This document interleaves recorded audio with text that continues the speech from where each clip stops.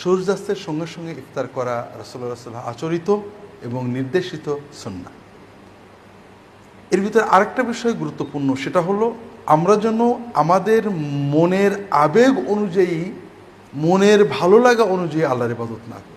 কাজেই কোনো ইবাদত একটু সন্দেহের কারণে, একটু শক্ত করার জন্য আগের থেকে বাড়িয়ে নেওয়া, পিছে থেকে বাড়িয়ে নেওয়া, এটা রাসূলুল্লাহ সাল্লাল্লাহু আলাইহি ওয়াসাল্লাম নিষেধ করেছেন।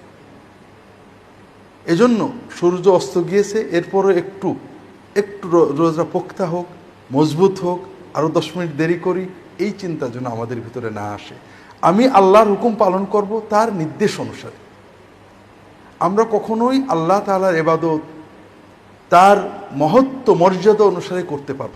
আমরা ডক্টর আব্দুল্লাহ জাহাঙ্গীর রহমতুল্লাহি আলাইহির যে আলোচনা শুনলাম, বলতে হবে সূর্যাস্তের সাথে সাথে ইফতার না করে ইচ্ছাকৃত বিলম্ব করা কাদের স্বভাব?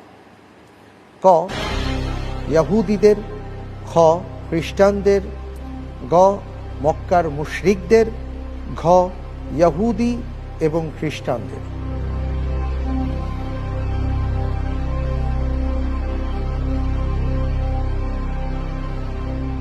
জি আব্দুর রাজ্জাক ভাই।